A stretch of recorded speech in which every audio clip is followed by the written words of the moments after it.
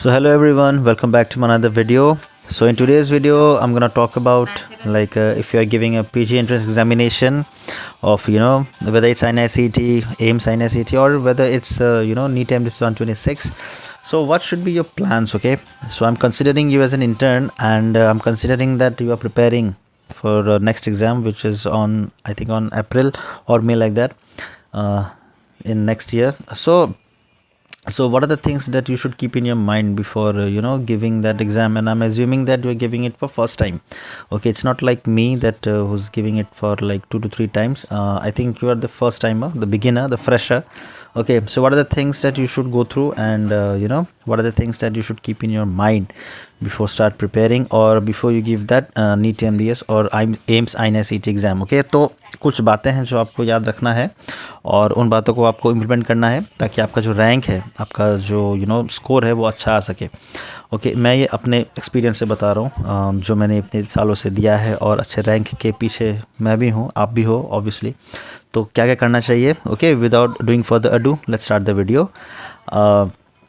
देखिए, main thing है कि आपका बेसिक्स जो है वो बहुत ही स्ट्रॉन्ग होना पड़ेगा. और ऐसी चीज़ें कुछ हैं जो मैं आपको बताऊंगा कि ऐसी पढ़ाई मत पढ़िए कि जो आप जाके सिर्फ एग्ज़ाम में वॉमिट कर दें. आपको रैंक हालांकि अच्छा मिल जाएगा, आप कॉलेज में आपको अच्छा मिल जाएगा, बट क्या फ़ायदा अगर आप उसको अप्लाई ना कर सको इन योर पोस्ट ग्रेजुएशन और मास्टर्स में. जब आप कोई केस लोगे, क्लिनिक्स लोगे, मतलब क्लिनिक में कोई केस लोगे, पेशेंट आपको अलॉट होगा, तो उस पेशेंट पे आप काम ना कर सको बिकॉज आपका जो बेसिक्स था वो स्ट्रांग नहीं था, वीक था.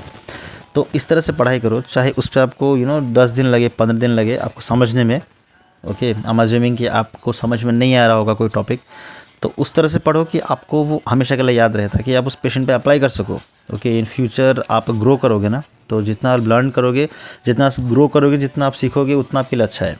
Okay, so for example pleomorphic adenoma oral pathology में आई होप सलाइवरी ग्लैंड का डिसऑर्डर है. तो आप उसको जब आप पढ़ो तो इस तरह से पढ़ो कि मोस्ट कॉमन कहाँ पे दिखता है वो, और फीमेल टू मेल रेशियो कितना है, उसका ट्रीटमेंट क्या है, सर्जिकली वो कैसे निकाला मतलब जाएगा, या उसको आप ओरल मेडिसिन से कैसे ठीक कर सकते हो. तो you should know all those things. Okay, ये मैंने ओरल पैथोलॉजी का जस्ट एक बेसिक बताया. जैसे पेरियो में, ऑर्थो में जो आपका ट्रीटमेंट होता है, क्लास 1, क्लास 2, क्लास 3, ऑर्थो में जितने भी स्केलेटल डिफॉर्मिटीज़ हैं उनको आप पढ़ो. हाँ, ऐसा नहीं कि आप ऊपर से पढ़ लोगे और आप MCQ का कोई क्वेश्चन आ गया, आप उसको टिक कर दो, हो गया.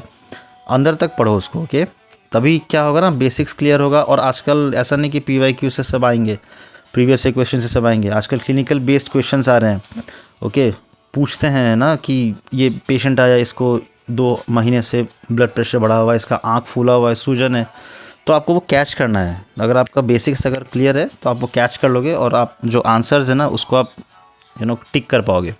अगर आपको बेसिक्स ही नहीं पता है, हाँ, आप सोचोगे कि कौन सा आंसर है, क्या टिक करूँ, तो इस तरह से होगा. तो अच्छा रैंक लाना है, then you should focus on your basics. Okay, जो आपने फर्स्ट ईयर में, सेकंड ईयर में, थर्ड ईयर में जो मेडिसिन, सर्जरी पढ़ा था, जो आपने डेंटल एनाटॉमी, हिस्टोलॉजी पढ़ा है, तो उसको फिर से गो थ्रू करो. ओके, आपको बेसिक्स लर्न करना है. आपको अभी लर्न करके आप कम से कम 1 साल लगेगा उस चीज़ को, 1-1.5 साल उसको लर्न करके आप दो.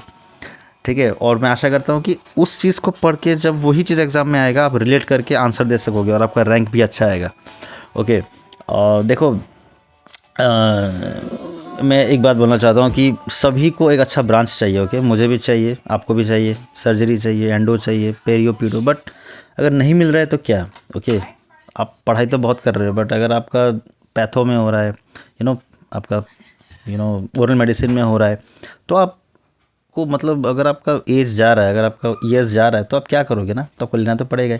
बट मैं वही कह रहा हूँ कि अगर आपको बस सेटल डाउन होना है कि नॉन क्लिनिकल ब्रांच के साथ, then you can study superficially and you can take that branch. But ऐसा बात नहीं है सुपरफिशियली पढ़ के वो ब्रांच, मतलब अच्छे से पढ़ के आप गवर्नमेंट कॉलेज में भी, सेमी गवर्नमेंट कॉलेज में भी वो ब्रांच ले सकते हो, ऐसी बात नहीं है. बट आपका बेसिक स्ट्रांग होना पड़ेगा.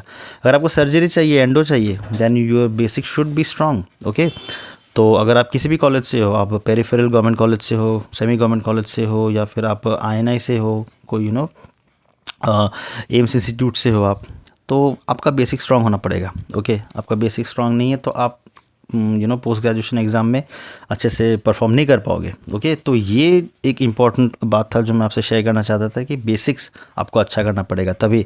और आपके जितने प्रीवियस क्वेश्चन है उसको देखो, फिर आप जिससे भी ऐप से आप ग्रैंड टेस्ट देते हो, बहुत सारे ऐप्स मैं नाम नहीं लूँगा, आप आई एम श्योर अभी तक आपको पता चल गया होगा कितने सारे ऐप्स हैं, कितने सारे इंस्टीट्यूट्स हैं जो पीजी का कोचिंग लेते हैं। उनसे आप जीटीज़ को क्लियर करो, ग्रैंड टेस्ट वगैरह दो। टेस्ट में आप गलत होगे कोई बात नहीं, जितना गलती करोगे उतना आप अच्छा रहोगे, है ना, उतना आप अपने खुद को बेहतर करोगे। तो टेस्ट दो, गलती होगा उसको रेक्टिफाई करो, और कहाँ मैंने मतलब पढ़ाई नहीं अच्छे से किया है उसको आप देखो, देख के फिर उसको सही करो और इस तरह से आगे बढ़ो। ओके, 19 सब्जेक्ट्स हैं, वास्ट सब्जेक्ट्स हैं, उनको आप हर एक टॉपिक पे फोकस करो। और आपका जो जो रेफरेंस बुक और एमसीक्यूज़ बुक्स आते हैं, आई होप आपको फेमस बुक का नाम पता भी होगा, तो उससे भी आप एमसीक्यूज़ प्रैक्टिस करो। हो जाता है, ऐसी बात नहीं है कि नहीं होती है, बट आपको अगर जस्ट पीजी दे के कोई एक ब्रांच लेना है तो ब्रांच ले सकते हो आप। ओके, बट आपको अगर टॉप 5% ब्रांच लेना है, then you have to work hard and you have to go for that top branch like oral surgery और ऑर्थो और एंडो, लाइक दैट आपको पढ़ना पड़ेगा। ओके, तो यही था जो मैंने अप्लाई किया है, और मैं आज भी एग्ज़ाम दे रहा हूँ एक वो ड्रीम ब्रांच के लिए, आप भी दो। और अगर आप कमेंट में मुझे बताना कि और कोई आप अप्लाई कर रहे हो अपने लाइफ में प्रिपरेशन में कि ये करना है, ये मॉड्यूल्स यूज़ करना है, ये यूज़ करना है, मैं भी उस पर अमल करूँगा, मैं भी उस पर इंपॉर्टेंस दूंगा और मैं भी उस पर फोकस करूँगा। तो आप कमेंट में अवश्य बताना। तो थैंक यू सो मच, आपने वीडियो यहाँ तक देखा, and I hope like you will study well for your exam.